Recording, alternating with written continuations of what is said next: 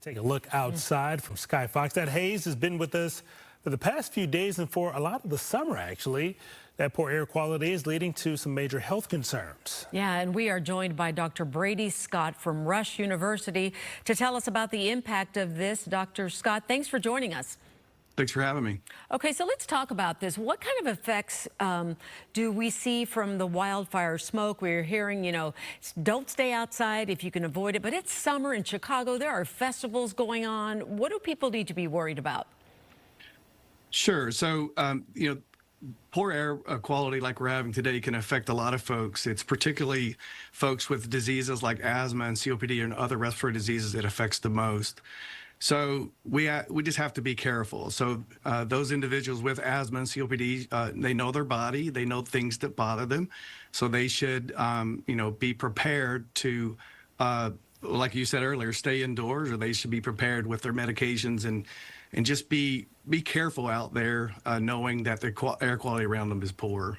And when we're talking about being careful out there, Dr. Scott, is there a certain amount of time, or like if it's maybe 2 hours to spend outside, or is it 6 hours? Is there a certain time spent out breathing this air where it actually makes it dangerous? I'm not aware of any certain time frame, to be honest with you. I think it's the individual person, right? So if the air quality is really poor, and some folks, I would just advise to try not to go out at all. Yeah. And if they have to go out, consider wearing maybe an N95 mask. Those appear to offer the best level of protection. Again, for those that have diseases like asthma and COPD and other respiratory diseases, make sure they have their medications and things with them and make sure they're not expired. But no, I don't think there's a time. Each individual is different. And so, again, listening to your body and just staying alert is the most important thing. Yeah, you talk about people who are at higher risk, and obviously they're the ones that should be super cautious about this. But in the long run, as individuals, you mentioned the mask. Does hydrating, what's the biggest thing you can do to fight this? Because we have made national news. I've heard it all over from the morning shows nationally. Chicago has the worst air quality in the world right now.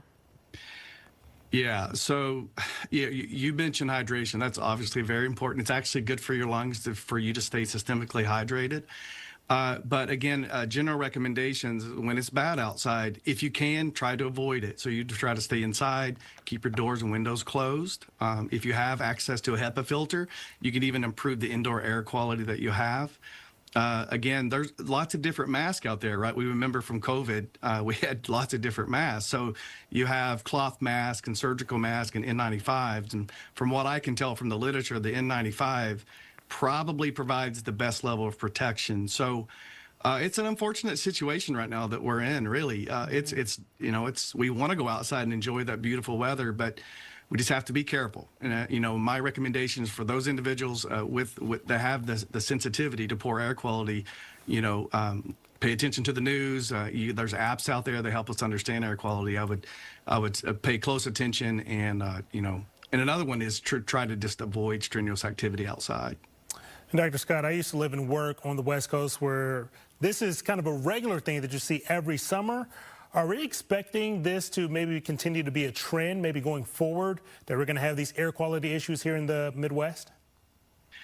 I wish I could comment on that. I don't know. As a matter of fact, I was just with my students in a lab before I came in here, and one of the students asked me, why is this happening? Why is this happening so much with the Canadian wildfires? And to be honest with you, I don't know. I wish I could comment as an expert on that, but I hope not, right? We fight for clean air, and we do things to try to assure we have clean air, but these things are this is nature, and it's hard to go, it's hard to prevent it. I understand. So let's just hope not. Hope that we can all have clean, fresh air to breathe. Well, we appreciate you joining us this afternoon and giving us some great advice and tips. Have a great day. Thanks for having me.